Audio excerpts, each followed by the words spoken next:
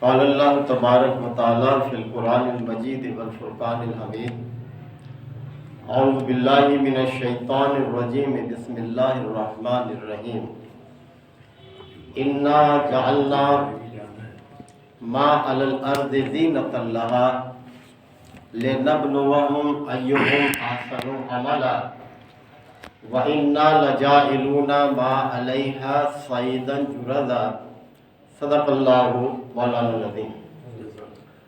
اللہم صلی علی محمد وعلی آل محمد کما صلیت علی ابراہیم وعلی آل ابراہیم انک حمید مجید۔ اللہم بارک علی محمد وعلی آل محمد کما بارکت علی ابراہیم وعلی آل ابراہیم انک حمید مجید۔ میرے محترم بھائیوں، عزیزوں، دوستوں، قرآن مجید فرقان حمید کی سورہ مبارکہ سورہ الکہف سے ایک آیت میں نے آپ کے سامنے تلاوت کی ہے، جس میں رب کائنات نے ہمیں توجہ دلائی ہے۔ فرمایا کہ انا جعلنا ما علی الارض زینۃ لہا، کہ زمین پر جو کچھ ہم نے بنایا ہے وہ صرف اور صرف اس زمین کی زینت ہے۔ انا جعلنا ما علی الارض، جو کچھ بھی ہم نے اس زمین پر بنایا ہے، زینۃ لہا، وہ سب اس کی زیب و زینت ہے اس کی۔ اور کیا مقصد ہے اس کو اس طرح سے بنانے کا، اس زینت کے ساتھ بنانے کا؟ فرمایا لِنَبْلُوَهُمْ أَيُّهُمْ أَحْسَنُ عَمَلًا، تاکہ ہم آزمائش کریں کہ کون اچھے عمل کرتا ہے۔ یعنی یہ جگہ جہاں ہم موجود ہیں جس زمین پر، فرمایا ہے کہ آزمائش کے لیے۔ وَإِنَّا لَجَاعِلُونَ مَا عَلَيْهَا صَعِيدًا جُرُزًا، اور جو کچھ بنایا یہ ہمیشہ کے لیے نہیں بنا دیا، بلکہ ایک وقت آئے گا کہ جب ہم اس سب کو ایک چٹیل میدان بنا دیں گے، اس ساری زمین کو چٹیل میدان۔ تو تین باتیں اللہ تعالیٰ نے فرمائی اس آیت مبارکہ میں، کہ جو کچھ ہم نے بنایا ہے اس زمین پر، اس زمین کی زینت ہے، اور مقصد اس کا یہ ہے کہ ہم آزمائش کریں تمہاری۔ اور تیسری بات یہ کہ جو کچھ اس پر ہے اس کو ہم ایک وقت آئے گا کہ اسے ایک چٹیل میدان میں تبدیل کر دیں گے۔ تو محترم بھائیوں، تینوں چیزیں غور کرنے کے قابل ہیں۔ اتنی زینت کی چیزیں ہیں کہ ہم شمار نہیں کر سکتے۔ اس زمین پر بے شمار نعمتیں اللہ تعالیٰ نے پیدا کر دی، اور اس کا دعویٰ بھی کیا رب کائنات نے کہ وَإِن تَعُدُّوا نِعْمَتَ اللَّهِ لَا تُحْصُوهَا، کہ تم اگر اللہ کی نعمتوں کو شمار کرنے لگو تو شمار نہیں کر سکتے۔ حالانکہ گننے کا کتنا اعلیٰ انتظام انسان نے شمار کر لیا ہے کہ کتنی کتنی چیزوں کو لمحے بھروں میں شمار کر لیتا ہے۔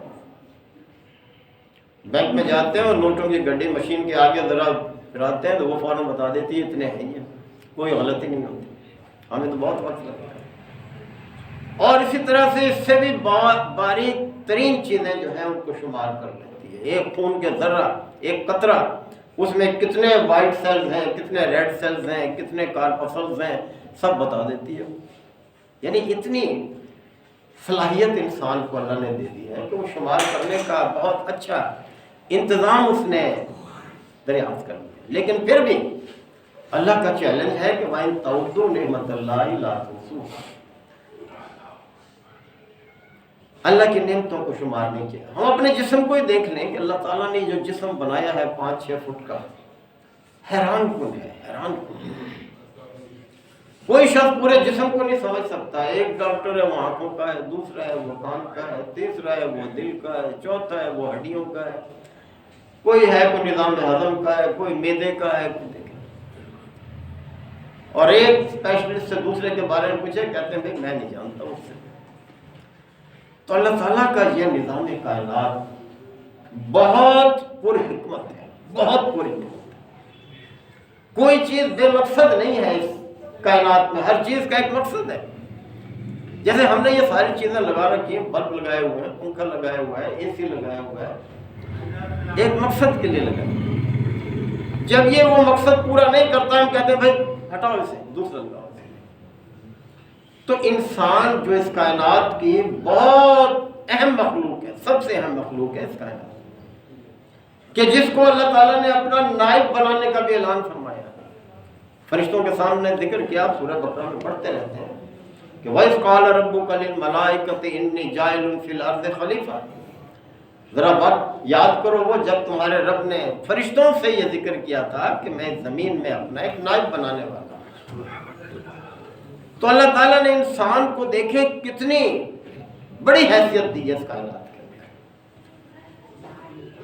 اور پھر یہ بھی کہ جو کچھ پیدا کیا انسان کے لیے پیدا کیا، سب انسان کے لیے، کہ اللہ تعالیٰ نے جو کچھ بھی اس زمین میں پیدا کیا ہے سب انسان کے لیے پیدا کیا۔ تو پھر انسان کا بھی تو کوئی مقصد ہوگا نا پیدا کرنے کا۔ انسان جو اتنی اہم چیز ہے، اتنی اہم مخلوق ہے، وہ کوئی بے مقصد تو پیدا نہیں کر دیا، اور اس کا مقصد آپ اکثر سنتے رہتے ہیں، بڑی مشہور آیت مبارکہ ہے کہ وَمَا خَلَقْتُ الْجِنَّ وَالْإِنسَ إِلَّا لِيَعْبُدُونِ۔ ہم نے جن اور انسانوں کو صرف اور صرف اس لیے پیدا کیا کہ وہ ہماری بندگی کریں۔ بندگی یعنی زندگی کا کوئی شعبہ ایسا نہ ہو جو ہماری بندگی سے باہر ہو، ہر شعبے میں ہماری بندگی کی ہے۔ عبادات کا شعبہ ہو، معاملات کا شعبہ ہو، تجارت کا شعبہ ہو، سیاست کا شعبہ ہو، میدان جنگ کا شعبہ ہو، شادی بیاہ کے معاملات ہو، موت ہو، خوشی ہو، جو بھی ہو، زندگی کے ہر معاملے میں کیا کیا جائے کہ ہماری بندگی کرے انسان، ہماری اطاعت کرے، ہماری اطاعت سے باہر نہ نکلے۔ یہ ہمارا مقصد ہے، تخلیق ہے۔ جس طرح ہر چیز کا ایک مقصد ہے، سورج اتنا بڑا ہے، اس کا ایک مقصد ہے پیدا کرنے کا، بے مقصد ہے۔ چاند کا مقصد ہے، یہ درخت بنائے ہیں ایک مقصد کے لیے بنائے ہیں، یہ زمین ہے یہ بنائی ہے۔ تو ہر چیز اپنا مقصد تخلیق پورا کر رہی ہے، ذرا برابر بھی سستی نہیں کرتی۔ تو انسان کیوں نہیں سمجھتا جس کو اللہ تعالیٰ نے اعلیٰ ترین صلاحیتیں بخشی ہیں؟ وہ صلاحیتیں کسی اور مخلوق کو نہیں دی اللہ تعالیٰ نے، حالانکہ اس سے جسامت میں بڑی بڑی بھی ہیں، لیکن جو صلاحیتیں سوچنے کی، سمجھنے کی، پرکھنے کی، جانچنے کی، استنباط کرنے کی، یعنی معاملات کو آپس میں کو ریلیٹ کر کے ان سے ایک رزلٹ حاصل کرنے کی جو صلاحیت انسان کو دی ہے، اللہ نے کسی اور مخلوق کو نہیں دی ہے، اور بااختیار مخلوق بنایا۔ باقی مخلوقات بے اختیار ہیں، جتنے بھی ہیں جس مقصد کے لیے پیدا کر دیں اس کام میں لگی ہوئی ہے، اس کو پورا کریں۔ انسان ہے کہ جس کو دونوں اما شاکر و اما کفور، چاہے تو شکر گزار بن کر رہے، چاہے تو ناشکرہ ہو جائے، لیکن دونوں کا انجام انسان کے سامنے رکھ دیا۔ تو یہ جو آیت مبارکہ میں نے آپ کے سامنے رکھی کہ اللہ تعالیٰ نے فرمایا کہ اِنَّا جَعَلْنَا مَا عَلَى الْأَرْضِ زِینَةً لَهَا، کہ ہم نے زمین پر جو کچھ بھی بنایا ہے اسے زمین کی زینت بنایا۔ اور کتنی خوبصورت ہے یہ زمین، ہم جب دیکھتے ہیں کہیں پہاڑ ہیں، کہیں دریا ہے، کہیں پہاڑ سرسبز شاداب ہیں، ان کے اوپر باغات ہیں، کہیں پہاڑ برف پوش ہیں، کہیں پہاڑ خشک ہیں، کہیں ان کے نیچے جو ہے طرح طرح کی اللہ نے معدنیات رکھتی ہیں، بہت قیمتی معدنیات۔ کہیں زمین کے خطوں کو ایسا بنایا ہے کہ کہیں ایک فصل اچھی ہوتی ہے، کہیں دوسری، کہیں تیسری۔ کتنی حکمت ہے تاکہ ایک جگہ سے دوسری جگہ ان کے تبادلے ہوں، تجارت ہو، انسان کو فائدہ ہو۔ یہ نہیں کہ ہر زمین میں ہر طرح کی صلاحیت نہیں ہے۔ تو کتنی نعمتیں اللہ تعالیٰ نے اس زمین پر اس کی زینت بنائی، خوبصورت درخت، خوشنما پودے۔ کبھی ہم دیکھتے ہیں جب نمائش ہوتی ہے تو وہ پودے ہیں ہی صرف آرائشی پودے، کہ ان کے پتے عجیب قسم کے، ان کے تنے عجیب قسم کے، کسی میں پتا ہے نہ پھول ہے، تو تنا ہی تنا ہے، اسی کی ایک شان ہے۔ کسی میں اس نے رنگ برنگ کے پھول رکھ دیے، کسی میں کوئی پھل، کسی میں کوئی پھل، موسموں کے لحاظ سے ہے، تاکہ اگتا بھی نہ جائے انسان۔ انسان کی فطرت بھی تو اللہ نے بنائی ہے نا، ایک ہی چیز سے اگتا جاتا ہے، یعنی جیسے کہ بنی اسرائیل کے لوگ تھے، آسمان سے کھانا اترتا تھا، صبح دیکھتے میدان میں سجا ہوتا تھا، کہنے لگے موسیٰ علیہ السلام سے کہ لن نصبر علی طعام واحد، اے موسیٰ ہم اس ایک کھانے پر نہیں صبر کر سکتے، کیا یہ روزہ ہے؟ فَادْعُ لَنَا رَبَّكَ يُخْرِجْ لَنَا مِمَّا تُنبِتُ الْأَرْضُ، اپنے رب سے دعا کر ہمارے لیے وہ چیز پیدا کرے جو زمین سے نکلتی ہے، مِن بَقْلِهَا وَقِثَّائِهَا وَفُومِهَا وَعَدَسِهَا وَبَصَلِهَا، ایسے ہوں کہ لہسن ہو، پیاز ہو، ادرک ہو، ککڑی ہو، یہ ہو، ایسی چیز۔ تو انسان تنگ بھی آ جاتا ہے، تو اللہ نے ویرائٹی رکھی ہے، دیکھیں کتنی ہے، اتنے انواع اور اقسام ہے، جانوروں میں بھی، پودوں میں بھی، یعنی بڑی ڈائیورسٹی ہے اس کے اندر، اس کائنات کے اندر بہت تنوع ہے اس کے اندر۔ تو اتنی نعمتیں انسان کے لیے، اور انسان کس کے لیے؟ کہ وہ اللہ کی بندگی کرے، زندگی کے کسی شعبے میں سرکشی اور بغاوت نہ کرے۔ تو محترم بھائیوں، اسی حوالے سے اللہ تعالیٰ کا بڑا احسان ہے کہ وہ ہماری اس مہلت عمل کو اتنا دراز کر رہا ہے کہ ہمارے لیے اس کے خاص رحمتوں اور برکتوں کا مہینہ سایہ فگن ہو گیا۔ اب چند دنوں کے فاصلے پر، چند دنوں کے فاصلے پر، ایک ہفتہ زیادہ سے زیادہ یا ایک ہفتے سے بھی کم، آج 23 تاریخ ہے، 24 ہو گئی، 24 تاریخ ہے، تو بہت تھوڑا سا وقت ہے۔ اب اس کا بھی تو ایک مقصد ہے نا، یہ جو مہینہ آ رہا ہے یہ کوئی ایسی تو نہیں ہے، اس کا ایک مقصد، اور وہ مقصد بھی اللہ تعالیٰ نے فرما دیا، فرما دیا اس روزے کے حوالے سے، اس روزے کے حوالے سے کہ ہم نے یہ روزہ اس لیے فرض کیا ہے، اس کی غرض و غایت یہ ہے کہ تم تقوی والے بنو۔ تقوی وقا سے بنا ہے، عربی زبان کا لفظ ہے، وقا کا مطلب ہوتا ہے بچنا، بچانا، یا رکنا، روکنا، اس مقصد معنی میں استعمال ہوتا ہے۔ لیکن ہماری شرعی اصطلاح میں اس کا مطلب یہ ہے کہ اپنے آپ کو اللہ کی نافرمانی سے روکنا، اللہ کی نافرمانی سے بچانا۔ اس بات کی اس عمل کی ہمیں مشق کراتا ہے پورا ایک مہینہ تک اللہ تعالیٰ، تاکہ باقی جو سال کے 11 مہینے ہیں اس میں ہم پوری طرح سے اللہ کی اطاعت اور بندگی کر سکیں، اپنے آپ کو اللہ کی نافرمانی سے بچا سکیں۔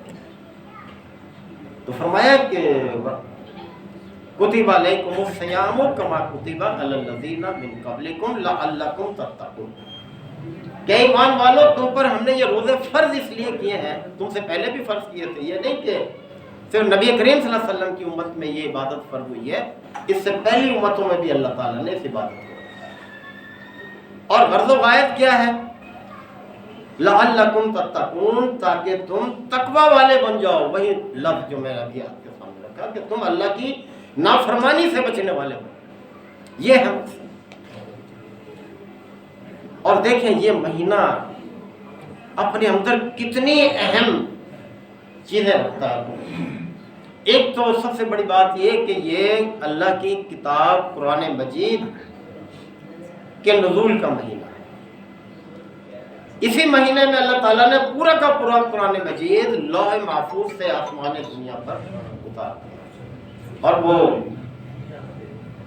رات اسی کو لیلۃ القدر کہا، قدر والی رات، اتنی بڑی قدر ہے اس رات کی کہ اللہ تعالیٰ نے اپنی عظیم نعمت، یعنی نعمتیں تو بے حساب ہیں لیکن سب سے بڑی نعمت کیا ہے؟ قرآن مجید، جس کے بارے میں یہ دعویٰ ہے کہ ان ھذا القرآن یہدی للتی ہی اقوم، یہ قرآن مجید اس راستے کی رہنمائی دیتا ہے جو اقوم، یہ مبالغے کا صیغہ ہے،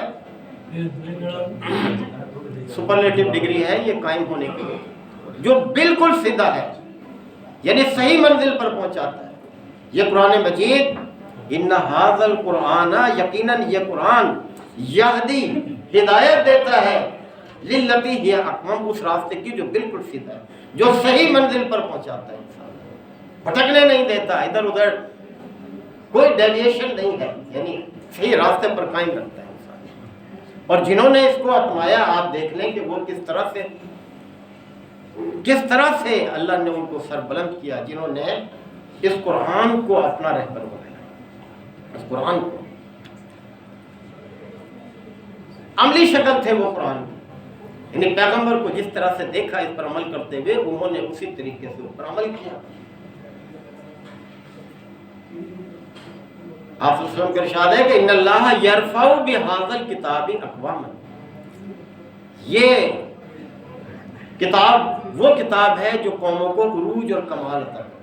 ان ھذا القرآن یہدی للتی ہی اقوام کے بعد کہ ان اللہ یرفع، بلند کرتا ہے، اٹھاتا ہے ان قوم کو، بہذا الکتاب، اس کتاب کی بدولت عروج عطا کرتا ہے۔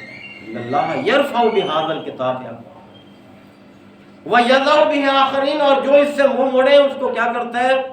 ذلت پستی میں ہے، ان کا انجام بھی ادرسناک ہو جاتا ہے جو اس سے منہ موڑنے والے ہیں۔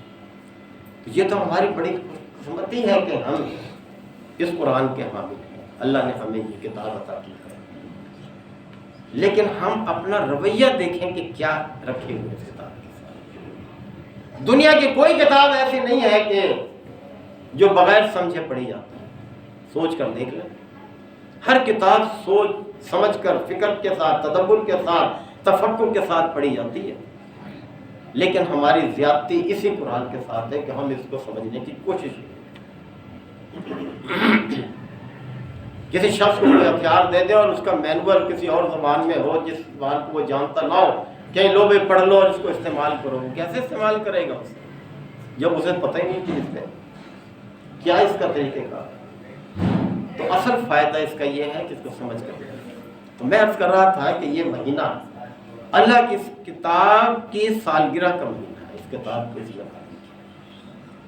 دوسرے یہ کہ یہی وہ مہینہ ہے کہ جس کے روزے اللہ تعالیٰ نے فرض کر دیے، کیونکہ یہ کتاب شروع میں فرمایا کتاب کے آغاز میں کہ ھدی للمتقین، یہ کتاب انہی لوگوں کے لیے ہدایت ہے جو متقین ہوں گے۔ ایک ہندو پڑھتا رہے، کافر پڑھتا رہے، کوئی اس کو فائدہ نہیں۔ یہاں متقین سے مراد ہے ایسے اشخاص جو اچھے اور برے میں تمیز کر سکتے، جو اچھائی کو پسند کرنے والے، برائی سے نفرت کرنے والے۔ دنیا میں ہر جگہ ایسا ہے کہ اچھی چیز کو پسند کیا جاتا ہے، بری چیز سے نفرت کی جاتی ہے۔ جیسے چوری ہے، ایک یونیورسل ٹرینڈ ہے کہ ہر صحیح سوچ رکھنے والا اس سے نفرت کرتا ہے، اور امانت اور دیانت کو ہر کوئی پسند کرتا ہے، اور کسی مذہب سے۔ تو وہ لوگ جن کے دلوں میں اچھائی کو قبول کرنے کی صلاحیت، ان کے اندر جذبہ ہے اور برائی سے نفرت وہ کرتی ہیں، تو ھدی للمتقین، یہ متقین کے لیے ہدایت، تقوی والوں کے لیے۔ اور پھر یہ کہ آج ہی ہم نے سورہ مکمل کی ہے انفال، کہ جس میں سورہ پوری کی پوری جو ہے غزوہ بدر کے حوالے سے۔ تو یہ وہ مہینہ ہے کہ جس میں اسلام اور کفر کے درمیان سب سے پہلا معرکہ پیش ہے، سب سے پہلا معرکہ، اور ایسا معرکہ کہ جس میں ایک طرف صرف 313 اور دوسری طرف جو ہے 1000 کا لشکر، اور 313 بھی ایسے جیسے نہتے ہوتے ہیں، چند ایک کے پاس سواریاں ہیں، کچھ کے پاس تلواریں ہیں، کچھ کے پاس ڈھالیں ہیں، زرہ یہ ہیلمٹ جسے ہم کہتے ہیں، چند ایک کے پاس ہیں، اور ادھر جو ہیں افرادی قوت بھی زیادہ ہے، اسلحہ بھی زیادہ ہے، سواریاں بھی زیادہ ہیں، اور راگ اور رنگ کی محفلیں منعقد کرتے ہوئے آ رہے ہیں، ناچنے گانے والی لونیاں بھی ساتھ ہیں، اس طرح سے آ رہے ہیں۔ اور یہ ہے کہ جو اللہ کا تقوی اپنے اندر ہے۔ تو دیکھ لیں کون جیتا پھر، وہ 313 جو تقوی کی دولت سے مارے۔ اور یہ کوئی ایک دفعہ ایسا نہیں ہوا، اللہ تعالیٰ نے فرمایا ایک مقام پر وَكَمْ مِنْ فِئَةٍ قَلِيلَةٍ غَلَبَتْ فِئَةً كَثِيرَةً بِإِذْنِ اللَّهِ۔ بارہا ایسا ہوا ہے، بہت دفعہ ایسا ہوا ہے، کم من فئۃ، قلیلتن کے ایک چھوٹے سے گروہ نے غلبت فئتن کثیرتن باذن اللہ، اللہ کے حکم سے ایک بڑے گروہ کو شکست دی، اس پر غلبہ حاصل کیا۔ تو آج بھی دیکھ لیں، آج بھی دیکھ لیں، ابھی ہم نے بتایا رہا، میں اکثر ذکر کرتا رہتا ہوں، ابھی یہ مئی میں 10 مئی کو جو کچھ اللہ نے اپنی قدرت کا مظاہرہ دکھایا کیا تھا، دیکھیں دنیا کی تاریخ میں اتنی بڑی جنگی جہازوں کی لڑائی پہلے کبھی نہیں کہ ایک ہی وقت میں 80 کے قریب جہاز دشمن کے اور 40 کے قریب پاکستان کے تھے، اتنی بڑی تعداد میں ایک ہی وقت میں۔ اور پھر کیا ہوا کہ دشمن کے اعلیٰ ترین جہاز جن پر بڑا فخر کرتا ہے، جب 2019 میں ابھی نندن جب گرا تھا اس کے موقع پر آپ دیکھیں تو یہی وزیر اعظم پکار رہا تھا کہ رافیل رافیل، کاش رافیل ہوتا تو ہم یہ شکست نہ ہوتی، ہمارا پائلٹ نہ گرتا، یہ شکست نہ ہوتی۔ اب تو وہ رافیل بھی موجود تھا، کیا کر لیا اس نے۔ دیکھیں یہ دنیا حیران ہے، اور آئندہ دفاعی تاریخ میں یہ ہوائی پائلٹ بننے والے لوگ ہمیشہ پڑھیں گے اس چیپٹر کو کہ یہ کیا ہوا تھا، یہ بھی ہوا تھا، یعنی یہ کوئی معمولی کارنامہ نہیں ہے جو 10 مئی کو اللہ تعالیٰ نے دکھا دیا۔ اور یہ سب کیا ہے، آپ دیکھیں کہ آغاز کیسے ہوا کہ صبح نماز با جماعت پڑھی اور پھر اللہ کا نعرہ لگایا، نعرہ تکبیر، اور حکم دیا کہ اب کر دو حملہ، اور دیکھیں اس کا نتیجہ۔ جیسے فرماتے ہیں نا علامہ اقبال کہ آج بھی ہو اگر ابراہیم کا سیمبا پیدا، آپ کر سکتی ہے انداز گلستہ پیدا۔ تو یہ چیز ہے کہ ہمیں تقویٰ کی آبیاری کرتا ہے یہ مہینہ جو اب آ رہا ہے ہمارے قریب آ رہا ہے، ہمیں ابھی سے اس کی تیاری کرنی چاہیے کہ ہم اس مہینے کو کیسے کریں۔ اللہ تعالیٰ نے اس دن کے وقت روزہ فرض کیا اور رات کے وقت قیام اللیل کو فرض نہیں کیا، بلکہ اپنے لیے تطوع کا ذریعہ بنا، یعنی زیادہ سے زیادہ نیکیاں حاصل کرنے کے لیے۔ تو یہ ماہ سیام کے لمحات ایسے ہیں کہ جس میں اللہ تعالیٰ کا جو پیمانہ ہے نا اجر دینے کا، وہ وسیع ہو جاتا ہے، بہت وسیع ہے۔ یعنی ایک فرض کی ادائیگی جیسے عام دنوں میں ہے، جب ماہ سیام میں ادا کیا جاتا ہے تو 70 فرض کے برابر کم از کم پیمانہ ہے۔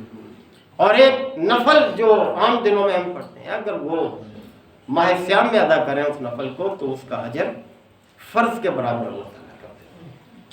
تو کتنا بڑا اہمیت کا حامل ہے اجر و ثواب کے لحاظ سے، تربیت کے لحاظ سے یہ۔ تو جب ایک مہینہ مسلمان اس کیفیت کے ساتھ گزارتا ہے کہ وہ اپنی آنکھ، اپنی کان، اپنی زبان، اپنا دل، ہاتھ، پاؤں سب اللہ کی اطاعت اور بندگی کے مطابق استعمال کرتا ہے، تو پھر وہ سال کے 11 مہینے اسی طرح سے گزارے۔ اللہ تعالیٰ نے ہر چیز کا حساب لینا ہے، آنکھوں کا بھی، کانوں کا بھی، زبان کا بھی، ہر چیز کا بھی پوچھا جائے گا کہ کس طرح سے استعمال کرنا۔ یہ آنکھ تو جو چیز سامنے آئے گی اس کا کام تو یہ ہے کہ جو بھی آبجیکٹ اس کے سامنے ہو اس کا امیج ریٹینا پر بنا دے، یہ کام کر رہی ہے، اللہ نے بنا دیا اس کو اس مقصد کے لیے، اس میں ہمارا کوئی کمال نہیں۔ اسی طرح کان ہے کہ جو ساؤنڈ کی ہمارے پردے پر جا کر وائبریشن پیدا کرتی ہے، ہمیں فوراً الفاظ کی پہچان اللہ نے دے دی ہے، دماغ پہچان لیتا ہے کہ یہ الفاظ ہیں ان کی، ہم اس کے مطابق پھر کام کریں۔ تو اصل آزمائش تو یہ ہے کہ ہم ان کو استعمال کیسے کرتے ہیں، اپنی آنکھ کو، اپنے کان کو، اپنی زبان کو، اپنے ہاتھ پاؤں کو، اپنے دل کو، اپنی سوچ اور فکر کو، اپنے مال کو، اپنے دوسرے اور وسائل کو ہم کیسے استعمال کرتے ہیں۔ یہی ہمیں تربیت ہے ہماری کہ ہم اللہ کی اطاعت اور بندگی کے مطابق۔ وقت سے زیادہ ہوتا جا رہا ہے، موضوع تو بہت وسیع ہے۔ بہرحال مجھے بار بار وہ مرزا غالب کا ایک شعر یاد آتا ہے جو بہت سادہ ہے، بڑے آسان الفاظ ہیں، لیکن محترم بھائیوں گہرائی سوچنے کے لیے۔ وہ فرماتے ہیں کہ بے لباس آئے تھے اس دنیا میں غالب۔ جب انسان دنیا میں آتا ہے کوئی لباس ہوتا ہے، بے لباس آئے تھے اس دنیا میں غالب، ایک کفن کے لیے اتنا سفر کر گئے۔ یعنی 60 साल, 70 साल, 80 साल, 90 साल जब जा रहा होता है तो क्या है जिस्म पर?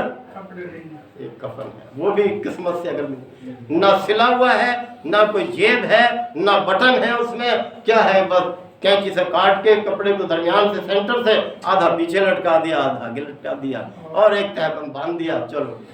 तो एक कफन के लिए इतना सफर कर गए। असल चीज जो है वो जिसके लिए हमें भेजा गया है उसकी फिक्र करें कि अमाल का इस्तेमाल करें जो आगे हमारे काम आएंगे, जो हमारी बख्शिश का जरिया बनेंगे, जो हमारी अगली ज़िंदगी को बेहतर बनाने का जरिया बनेंगे, उनकी फिक्र करें। और उसके लिए बड़ा अच्छा मौका है, माह से हमारा है, इसमें हम अपने आप को तैयार करें। व आखिर दावाना अनिल हम्दुलिल्लाह।